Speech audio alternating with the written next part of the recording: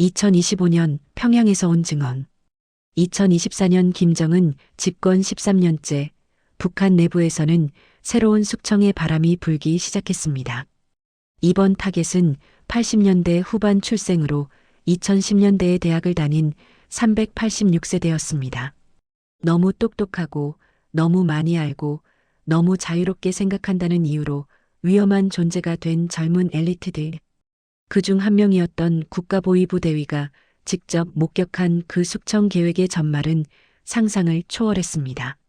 구독과 좋아요를 눌러주시면 저 서아에게 큰 힘이 됩니다.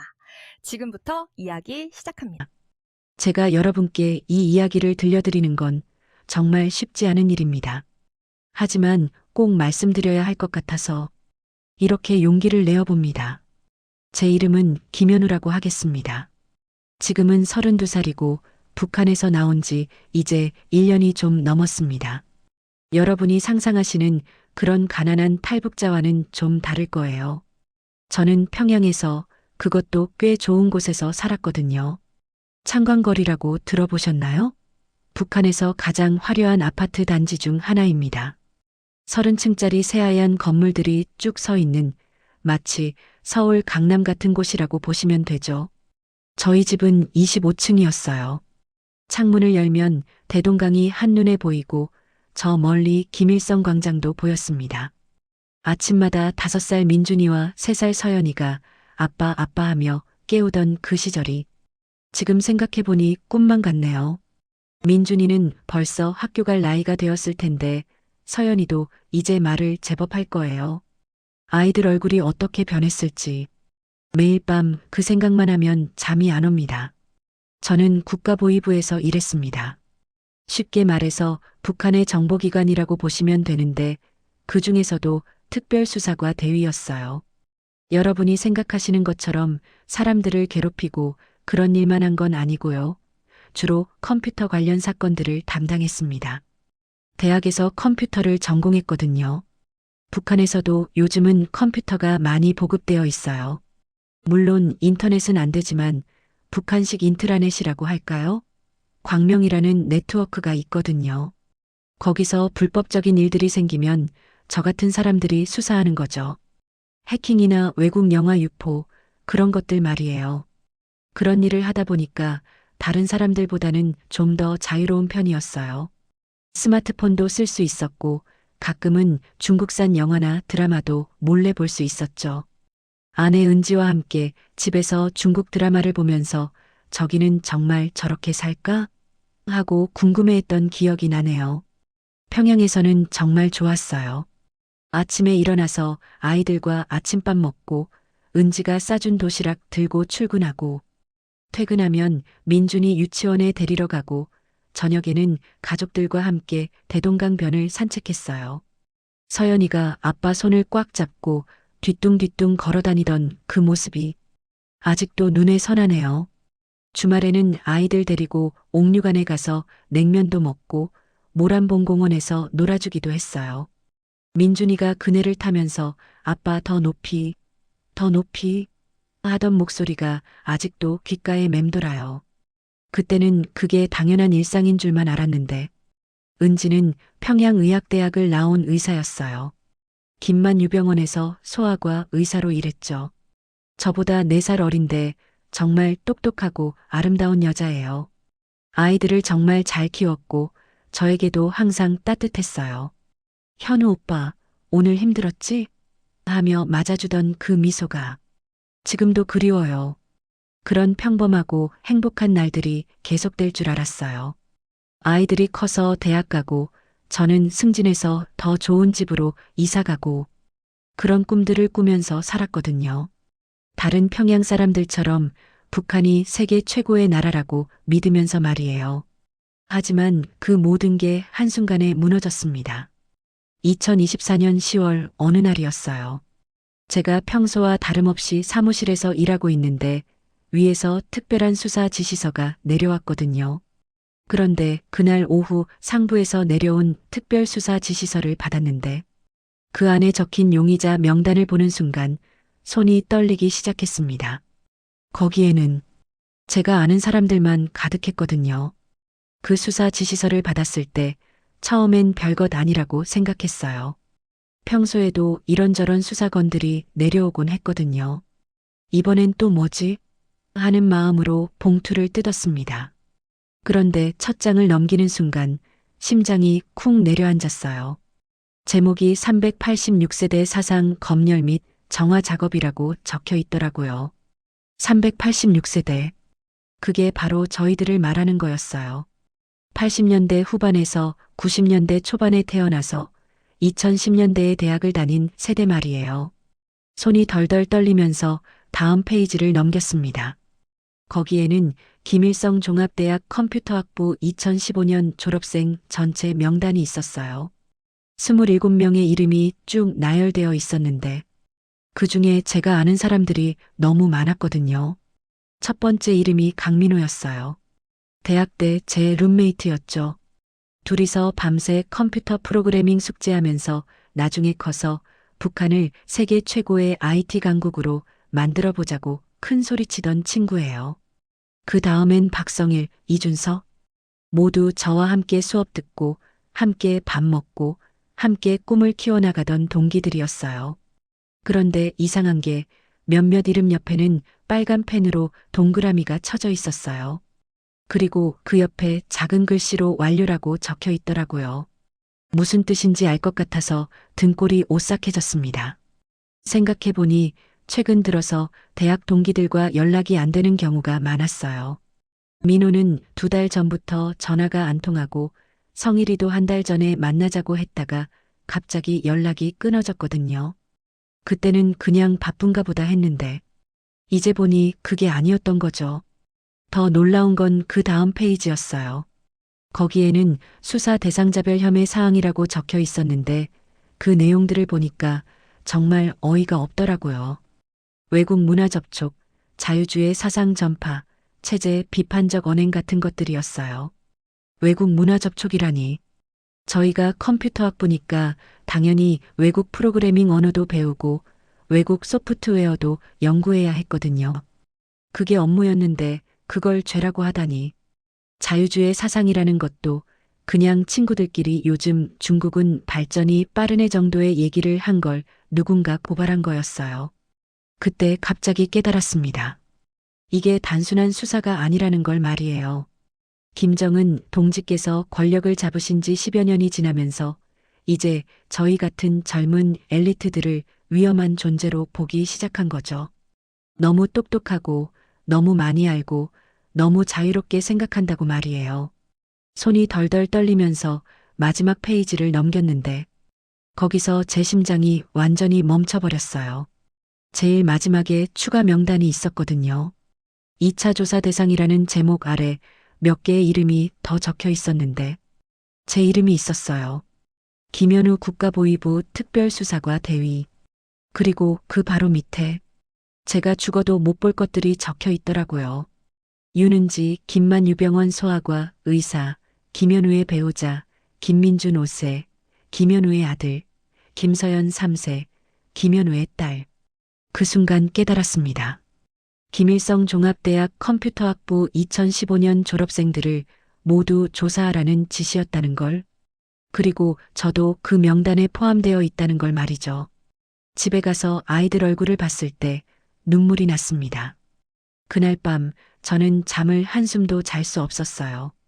옆에서 은지가 새근새근 잠들어 있고 아이들 방에서도 조용한 숨소리만 들렸는데 저만 혼자서 천장을 바라보며 뒤척이고 있더라고요. 새벽 5시쯤 되어서야 겨우 잠이 들었는데 7시에 전화벨 소리에 깼어요.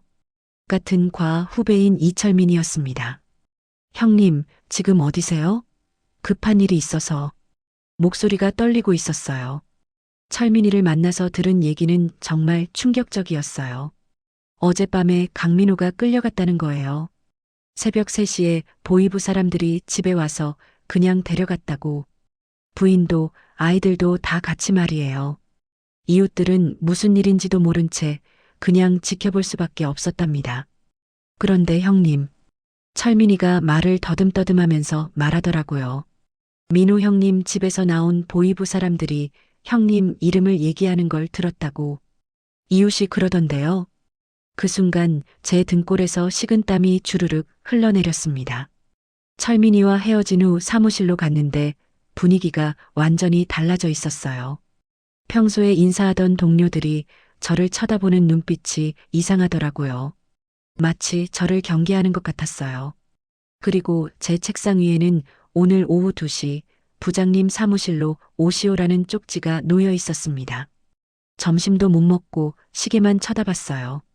1시 30분, 1시 50분. 시간이 갈수록 가슴이 쿵쾅쿵쾅 뛰었습니다. 그런데 1시 55분쯤에 같은 대대 김상현 중위가 제게 다가왔어요. 현우 형님, 잠깐 화장실 좀. 상현이가 저를 끌고 화장실로 갔어요. 그리고 아무도 없는 걸 확인한 후에 귀에다 대고 속삭이더라고요. 형님, 큰일 났어요. 오늘 오후에 형님 체포령이 내려왔어요. 이미 집 주변에 사람들이 배치되어 있다고. 그 순간 머리가 하얘졌어요. 상현이가 계속 뭔가 말하고 있는데 귀에 들어오지 않았어요.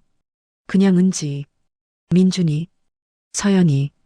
이 생각만 머릿속을 맴돌았습니다. 아이들이 아빠를 기다리며 창문에 서 있을 모습이 눈앞에 떠올랐어요. 형님, 형님. 상현이가 제 어깨를 흔들었어요. 정신 차리세요. 지금 당장 여기서 나가셔야 해요. 2시 면담은 함정이에요. 들어가시면 그대로 끝이야.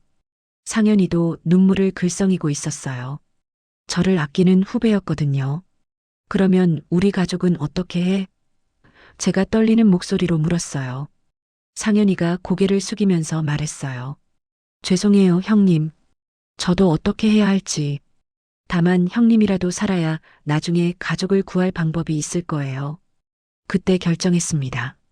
여기 있으면 저도 죽고 가족도 다 죽는다는 걸 알았어요. 하지만 제가 살아서 탈출에 성공하면 언젠가는 가족을 구해낼 방법이 있을지도 모른다고 그런 희망을 붙잡기로 했어요. 사무실로 돌아가서 서류를 정리하는 척하면서 중요한 것들만 챙겼어요. 신분증, 당증, 그리고 비상시를 위해 모아둔 달러 몇 장. 손이 덜덜 떨렸지만 최대한 자연스럽게 행동했습니다. 1시 58분에 사무실을 나왔어요. 엘리베이터를 타면서 이게 마지막 일 수도 있겠구나 생각했습니다.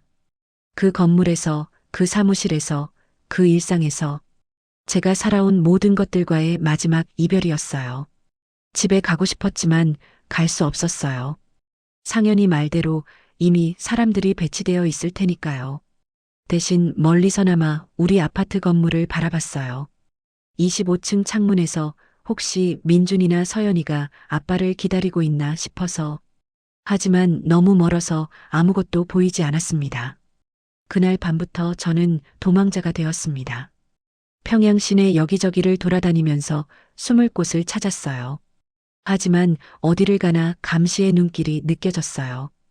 이제 제겐 시간이 얼마 남지 않았다는 걸 알았습니다.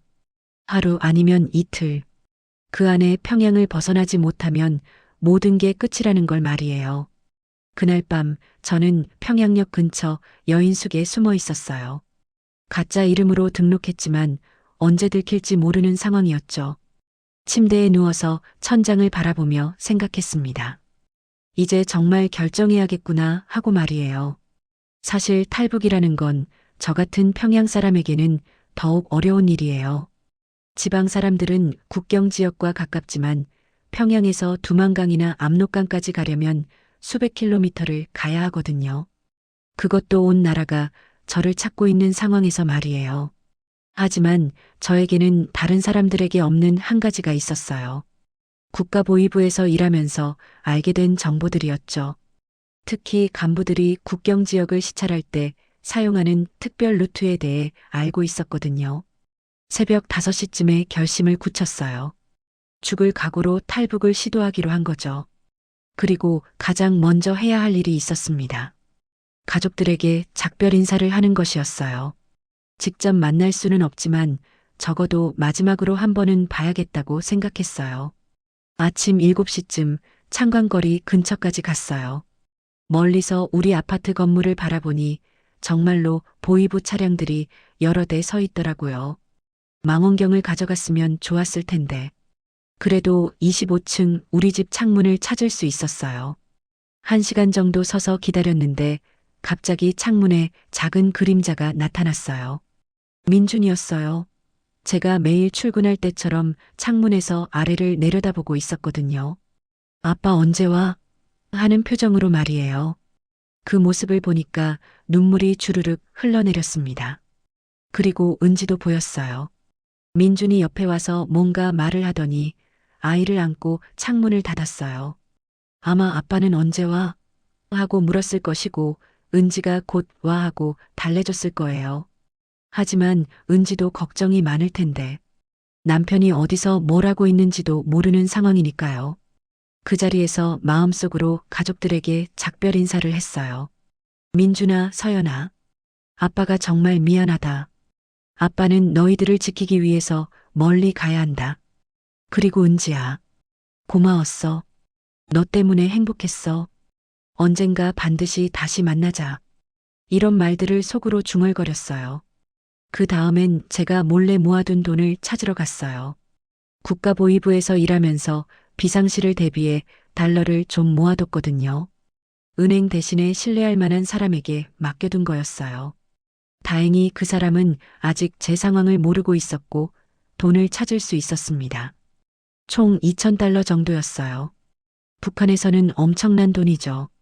하지만 탈북하려면 중국에서 브로커들에게 줄 돈이 필요하다는 걸 알고 있었어요. 그래도 부족할 것 같았지만 일단 가지고 있는 게 나았습니다. 오후에는 함흥행 기차표를 샀어요. 직접 국경으로 가면 너무 의심스러우니까 함흥을 거쳐서 무산 쪽으로 갈 계획이었거든요. 표를 살 때도 가짜 신분증을 썼어요. 다행히 아직 전국적으로 수배령이 내려지지는 않았나 봐요. 기차를 기다리면서 마지막으로 평양 시내를 둘러봤어요. 김일성 광장, 주체탑, 대동강. 제가 태어나서 자란 곳들이었어요. 특히 김일성 종합대학 앞을 지나갈 때는 가슴이 먹먹했어요. 그곳에서 공부하고 친구들을 만나고 꿈을 키웠던 곳인데 이제 그 모든 게 추억이 되어버렸죠. 저녁 8시 기차에 올랐어요. 좌석에 앉으면서 이제 정말 시작이구나 생각했습니다. 평양을 떠나는 기차. 언제 다시 돌아올 수 있을지, 아니 돌아올 수는 있을지도 모르는 여행이었어요. 기차가 출발하면서 평양의 불빛들이 점점 멀어졌어요. 창밖을 보며 다시 한번 다짐했습니다. 꼭 살아서 나가야 한다. 그래서 언젠가 은지와 아이들을 다시 만나야 한다. 그게 제가 살아갈 유일한 이유였어요. 하지만 정말 무서웠어요. 함흥까지 가는 동안에도 언제 기차가 멈춰서 보이부 사람들이 올라올지 모르는 상황이었거든요. 그래서 한숨도 잘 수 없었어요. 그냥 창밖 어둠을 바라보며 가족들 얼굴을 떠올리고 무사히 탈출할 수 있기를 간절히 기도했습니다. 함흥에서 하룻밤을 보낸 후 무산행 버스에 올랐어요. 국경까지 이제 정말 얼마 남지 않았다는 생각에 가슴이 두근두근거렸습니다. 버스 안에서도 계속 뒤를 돌아보며 혹시 추격자가 있나 확인했어요. 무산에 도착한 건 저녁 6시쯤이었어요. 국경 도시답게 곳곳에 군인들이 서 있고 검문소도 많았어요. 하지만 저에게는 다른 사람들과 다른 특별한 무기가 있었죠. 바로 국가보위부 신분증이었어요. 제가 알고 있던 특별 루트는 이런 거였어요. 간부들이 국경 시찰을 갈 때 사용하는 전용 검문소가 있다는 거였죠. 거기서는 신분만 확인하고 별다른 심사 없이 통과시켜준다고 했어요. 물론 정말 시찰이 목적일 때 말이지만요. 밤 10시쯤 그 검문소로 향했어요. 심장이 터질 것 같았지만 최대한 당당하게 걸었습니다. 검문소에는 젊은 중이 한 명이 서 있었어요. 제가 다가가니까 경례를 하더라고요. 동지 대위님, 늦은 시간에 어떻게 오셨습니까? 중이가 물었어요. 저는 미리 준비해둔 말을 했습니다. 국경 보안 상황을 긴급히 점검하라는 지시를 받았네. 내일 아침 일찍 돌아가야 하니까 지금 나가봐야겠어. 중이가 제 신분증을 확인했어요. 다행히 아직 수배망에 제 이름이 올라가지 않았나 봐요. 네, 동지 대위님. 그런데 혼자 가시기엔 위험하지 않겠습니까? 중이가 걱정하는 표정을 지었어요. 괜찮네. 이런 일엔 익숙하니까. 저는 최대한 자연스럽게 대답했어요. 사실 속으로는 식은땀이 주르륵 흘리고 있었지만요. 중이가 문을 열어줬어요. 조심히 다녀오십시오. 동지 대위님. 검문소를 통과한 후 두만강까지는 걸어서 30분 정도 걸렸어요. 어두운 산길을 혼자 걸어가면서 정말 이게 현실인가 싶었어요. 며칠 전까지만 해도 평양에서 아이들과 놀아주고 있었는데 지금은 목숨을 걸고 강을 건너려고 하고 있으니까요. 드디어 두만강이 보였어요. 생각보다 폭이 좁더라고요. 물도 그렇게 깊어 보이지 않았고요. 하지만 그 좁은 강이 천국과 지옥을 나누는 경계선이라는 걸 알고 있었어요. 건너면 자유, 못 건너면 죽음이었죠. 강가에서 1시간 정도 기다렸어요. 순찰대가 언제 지나가는지 패턴을 파악하려고 했거든요. 다행히 규칙적이었어요. 1시간에 한 번씩 15분 간격으로 2번 지나가더라고요. 새벽 2시 드디어 강에 들어갔어요. 물이 차가워서 온몸이 얼어붙는 것 같았어요. 특히 10월 말이니까 날씨가 꽤 추웠거든요. 하지만 추위보다는 두려움이 더 컸어요. 혹시 발견되면 어떻게 하지? 하는 생각만 머릿속에 맴돌았어요. 강 가운데쯤 왔을 때였어요. 갑자기 저 멀리서 손전등 불빛이 보이더라고요. 순찰대였어요.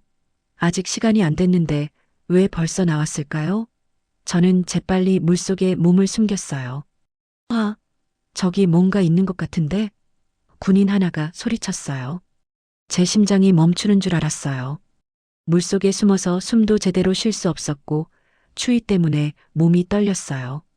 제발 못 보게 해달라 하고 간절히 기도했습니다. 다행히 다른 군인이 아니야. 그냥 나무가지일 거야. 가자라고 하더라고요.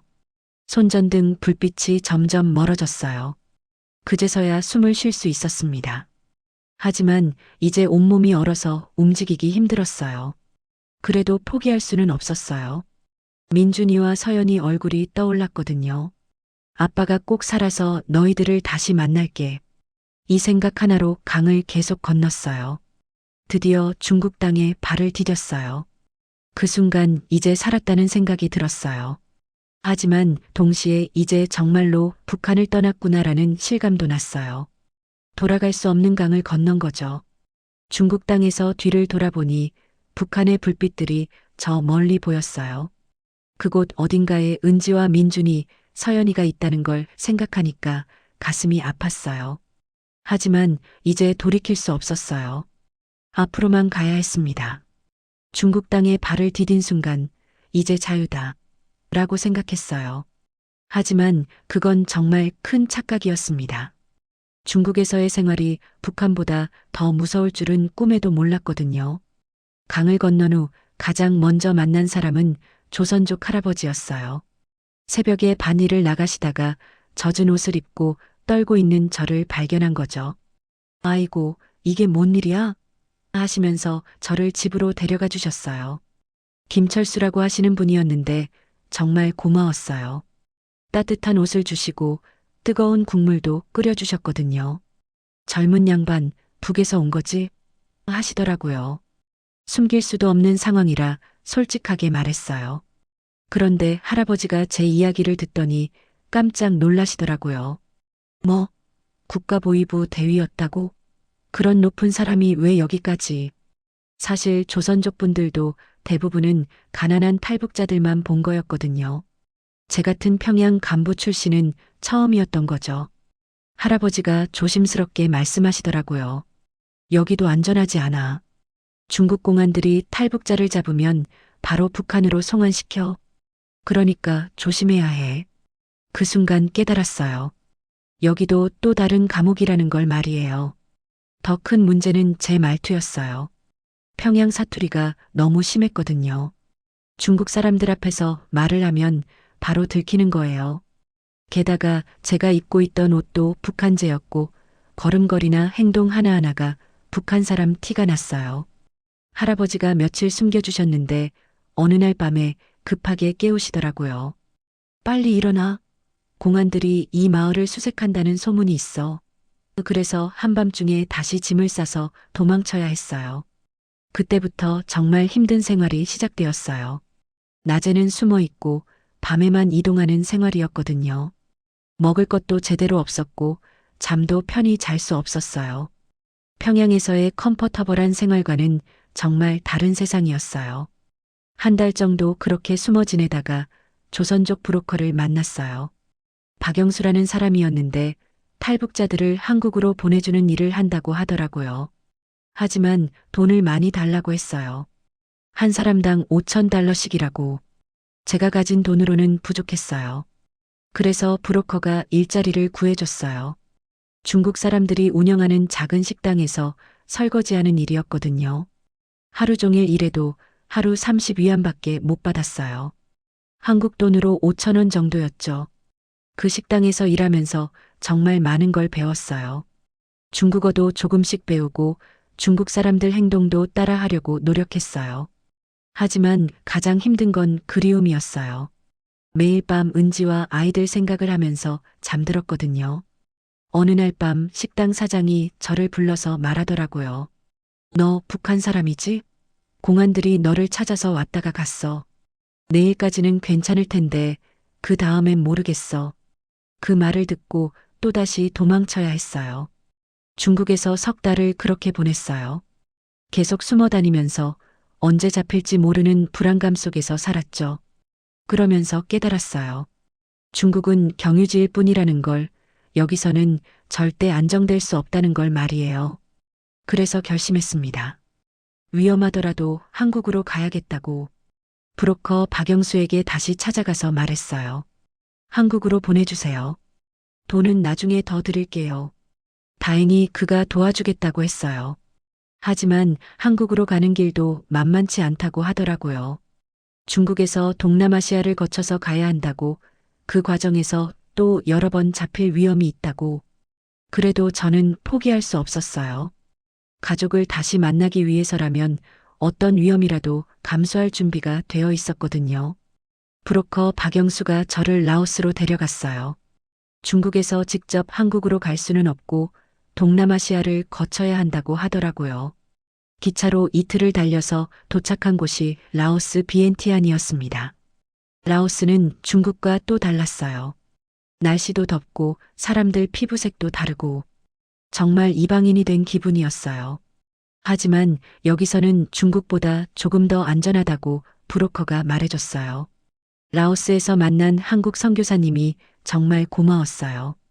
이민수 목사님이라고 하시는데 저 같은 탈북자들을 도와주는 일을 하고 계셨거든요. 하나님께서 보내주신 거야라고 하시면서 따뜻하게 맞아주셨어요. 목사님이 처음 저를 보시더니 놀라시더라고요. 평양에서 온 국가보위부 간부라고? 이런 분이 오시다니. 그러시면서도 차별 없이 대해주셨어요. 하나님 앞에서는 모두가 똑같은 자녀입니다라고 하시면서 말이에요. 목사님 댁에서 한 달 정도 머물렸어요. 그동안 한국 대사관에 갈 준비를 했거든요. 서류도 정리하고 제 이야기도 정리했어요. 특히 북한 내부 정보에 대해서 상세히 적어달라고 하시더라고요. 드디어 한국 대사관에 갈 날이 왔어요. 목사님이 함께 가주셨는데 대사관 앞에 섰을 때 정말 감격스러웠어요. 태극기가 펄럭이고 있었거든요. 드디어 여기까지 왔구나 싶어서 눈물이 났어요. 대사관 직원분이 저를 인터뷰했어요. 김수진이라는 영사님이셨는데 정말 자세히 물어보시더라고요. 제 신분, 탈북 이유, 가족 상황. 그리고 특히 북한 내부 정보에 대해서는 몇 시간 동안 질문하셨어요. 국가보위부에서 일하셨다니 정말 귀중한 증언이 될 것 같습니다라고 하시더라고요. 저는 김정은 정권의 젊은 세대 숙청 계획에 대해서 상세히 말씀드렸어요. 386세대 제거 작전, 대학 동기들의 실종, 그런 것들 말이에요. 영사님이 놀라시면서 말씀하시더라고요. 이런 정보는 처음 듣는 내용입니다.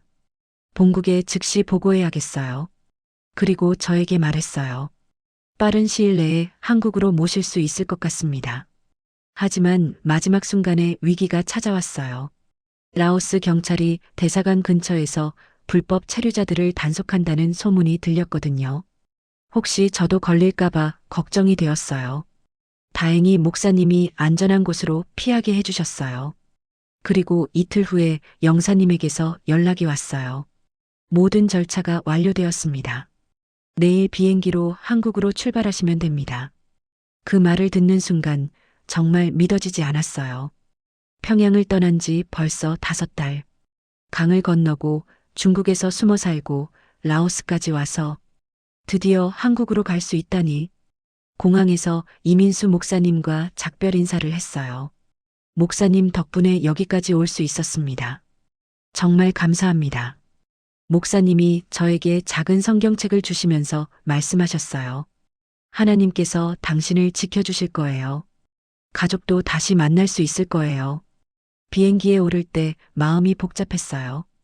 기쁘기도 하고 걱정도 되고 한국에 가면 정말 자유로워질까? 그리고 언젠가 은지와 민준이, 서연이를 다시 볼 수 있을까? 이런 생각들이 머릿속에 맴돌았어요. 비행기가 이륙하면서 라오스가 점점 작아졌어요. 창밖을 보면서 지난 5달을 생각했어요. 정말 긴 여행이었어요. 하지만 이제 끝이 보이기 시작했습니다. 한국이라는 희망의 땅으로 가고 있었거든요.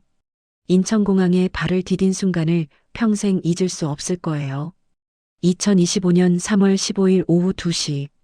정말 한국 땅이었어요. 공항에서 나오면서 드디어 자유구나라는 생각이 들었어요. 처음엔 모든 게 신기했어요.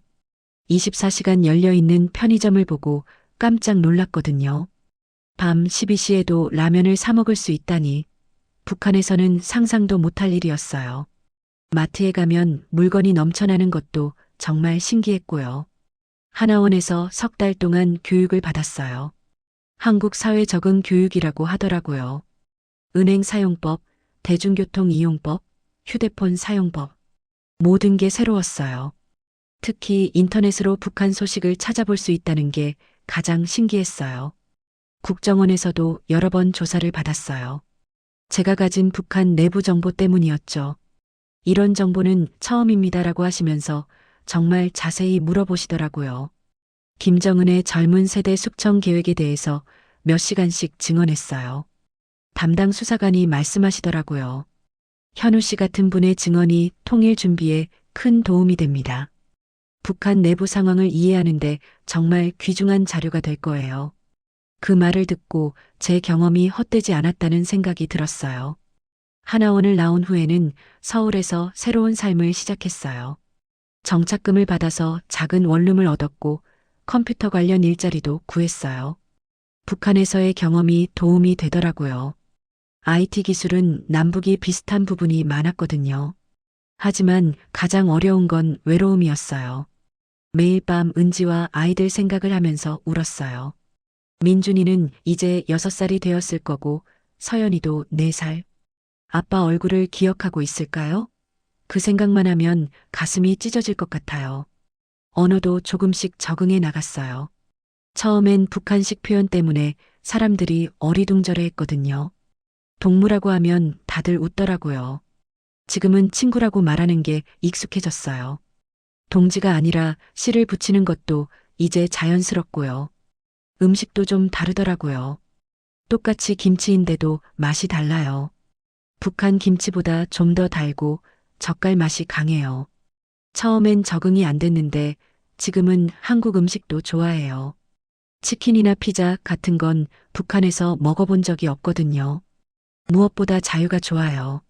누구의 눈치도 보지 않고 하고 싶은 말을 할 수 있고 가고 싶은 곳에 갈 수 있어요. 밤늦게 길을 걸어도 누가 감시하지 않고 외국 영화를 마음껏 볼 수도 있어요. 이런 게 진짜 자유구나 싶어요. 하지만 여전히 북에 있는 가족들이 걱정돼요. 제가 탈북한 후에 어떻게 됐을까요? 혹시 처벌받고 있는 건 아닐까요? 뉴스에서 북한 소식이 나올 때마다 가슴이 철렁해요. 그래서 더욱 간절히 통일을 기다려요. 언젠가 분단이 끝나고 자유롭게 오갈 수 있는 날이 온다면 그때 은지와 민준이 서연이를 다시 만날 수 있을 거예요. 그날까지 저는 여기서 열심히 살겠어요. 지금 제가 하는 일이 작지만 의미 있다고 생각해요. 북한의 진실을 알리고 통일에 대비하는 것 말이에요. 제 경험이 많은 사람들에게 북한의 현실을 이해하는데 도움이 될 거라고 믿어요. 탈북한 지 1년이 넘었지만 아직도 꿈에서는 평양에 있어요. 창간거리 아파트에서 아이들과 놀아주고 은지와 함께 저녁을 먹는 꿈. 깨어나면 현실이 아니라는 게 아쉽지만 그래도 희망은 포기하지 않아요. 여러분께 꼭 말씀드리고 싶은 게 있어요. 북한에도 저희 같은 평범한 사람들이 살고 있다는 거예요. 정치와 상관없이 가족을 사랑하고 아이들의 행복을 바라는 그런 사람들 말이에요. 언젠가 우리가 다시 만날 수 있기를 간절히 바랍니다. 통일이 되면 제일 먼저 하고 싶은 일이 있어요. 평양으로 달려가서 가족들을 꽉 안아주는 거예요. 그리고 민준이 서연이에게 말해주고 싶어요. 아빠가 너희들을 자유로운 세상으로 데려왔다고 말이에요. 그날이 빨리 왔으면 좋겠어요.